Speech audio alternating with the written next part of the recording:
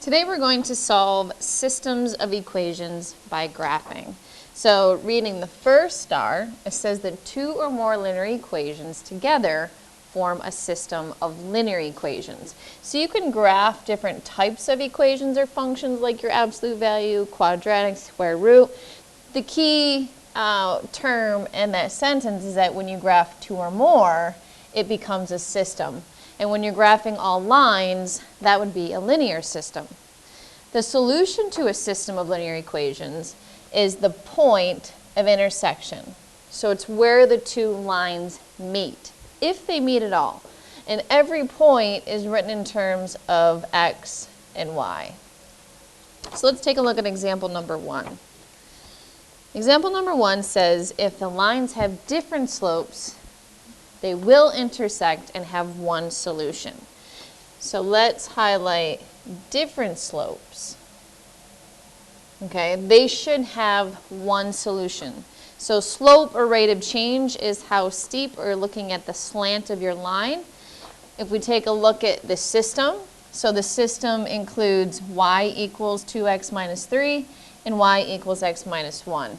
Y equals 2x minus 3 is graphed, if you take a look at that on the right. So we're going to graph y equals x minus 1. So our slope here, again, it's y equals mx plus b, so our slope is 1, and then our b is negative 1. Just taking a look at the slope and intercept in this equation, we have a slope of 2 and an intercept of negative 3. So you can see that they do have different slopes. So in green, I'll graph y equals x minus 1. So starting at negative 1 on the y-axis, because that's our y-intercept, and we have a slope of positive 1. So up 1 over 1, up 1 over 1, up 1 over 1. You can see that they intersect right here. So take your straight edge and connect. I'm just going to sketch it, so I'm going to continue making the dots. Make sure you always label your equations in the system so we know what line or which line is which. Okay, so that point of intersection is our solution. It's the answer. So where do they cross? They cross at 2, 1.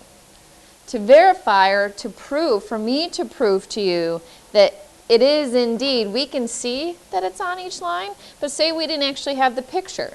So I'm going to prove to you algebraically, okay, or by hand, that it indeed is on both of the lines. So the first thing I'm going to do is plug it into, I'm going to do this on the side. I'm going to plug it into the y equals 2x minus 3. So the y is 1. Does 1 equal 2 times 2 minus 3? Multiplication before subtraction, 4 minus 3 does equal 1. It checks. Now I'm going to plug it into the equation, y equals x minus 1. Again, y is 1. Does 1 equal 2 minus 1? It does. So we just checked or proved that it is indeed on each line. So therefore, the point 2, 1 is the solution to the system. In example number 2, it says if the lines have the same slope but different y-intercepts, then the lines are parallel and there's no solution. Well, we've already taken a look at parallel lines in a previous unit, and we know that they have the same slope. So if the lines are parallel, meaning they're equidistant from each other, they're not going to intersect. And since the solution, okay, is the point of intersection, there would be no solution. So on the graph to the right is y equals negative 2x minus 1. Just to highlight again, we have a slope of negative 2 and a b value of 1. Down below, we have a slope of negative 2 and a y-intercept of negative 3. So you can see they have the same slope, but they have a different y-intercept. So let's graph that. Starting at negative 3, slope is negative 2, so we go down 2 over 1, or up 2, left 1, up 2, left 1, up 2, left 1, up 2, left 1. So I'm going to sketch that by hand. And you can see they are equidistant. They're not going to intersect. So let me label y equals negative 2x minus 3. And therefore we have no solution because they do not intersect. So this may be a good case because we don't have to check, right? There's no solution, there's no point to check. The last case is if the lines have the same slopes and the same y-intercepts, then the lines are essentially the same, okay? And therefore, they're going to intersect everywhere. And since lines, because the arrows extend infinitely, they have an infinite number of solutions. So on the right side is the graph, okay, of y. It actually has both equations, but I'm going to take this equation, so it's already graphed for you, but we're actually going to take this equation and solve for y to show that it actually does land upon. Here's our y-intercept of 2, down 1 over 2, down 1 over 2, to show that it actually will land on this line right here. So this is this line, and I'm going to solve 2x plus 4y equals 8 for y, so we would subtract 2x. And we have 4y equals negative 2x plus 8, divide by 4, and y equals negative 1/2 x plus 2, which is the same thing as that line right there. So when you graph it, it lands right over the top of it, and it's essentially, again, or it is, the same line. Okay, so our solution is an infinite number of solutions. On the back side, it says, tell whether the system has no solution, one solution, or infinitely many solutions.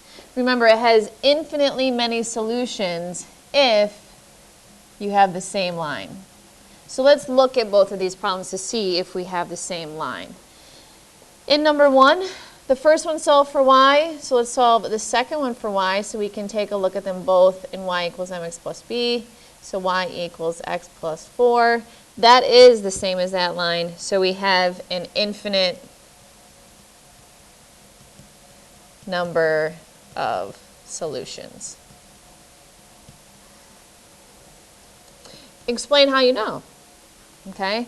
I knew that because the equations were the same.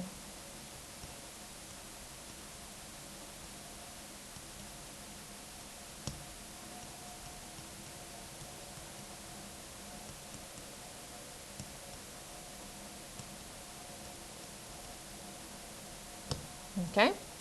The second one, now let's look at the case where we have one solution versus no solution. Well, we have no solution when the lines are parallel.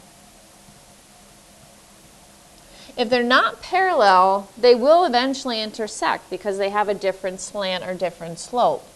Okay? So let's look at the equations in number 2. Here we have a slope of 2 and a y-intercept of negative 3. Here we have a slope of negative 1 and a b value of 3. So because they have a different slope, okay, we know that they're going to have one solution.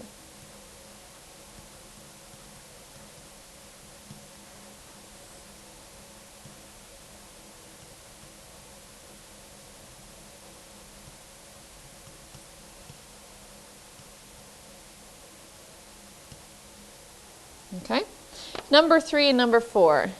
Tell whether the ordered pair is a solution. Well, if it's a solution, we should be able to plug it in as we did on the front page, and it should work in both equations. So if you plug it in and it doesn't work in one, that's enough to stop. You know it's not going to work, or it may work on the other, but it has to work for both. Okay. So I'm going to plug 6 in for x and negative 2 in for y. So I'm going to do this one first. So it would be 2 times 6 minus a negative 2. I should get 14. Well, multiplication first. 2 times 6 is 12. Subtracting a negative becomes positive. And 2 plus 12 is 14. So it works for that one. Now to check this one. x plus 4y. So 6 plus 4 times negative 2, does that equal negative 2? So multiplication first is 6 minus 8, or plus a negative is the same as subtraction. Is that negative 2? It is. So tell whether the ordered pair is a solution, and there's our work. The answer is yes. It is a solution. Number 4, the point is 4, 0, so I'm going to plug 4 in for x and 0 in for y. So in this one, it would be 4 minus 2 times 0 is that 4. Well, 2 times 0 is 0, and 4 minus 0 is 4.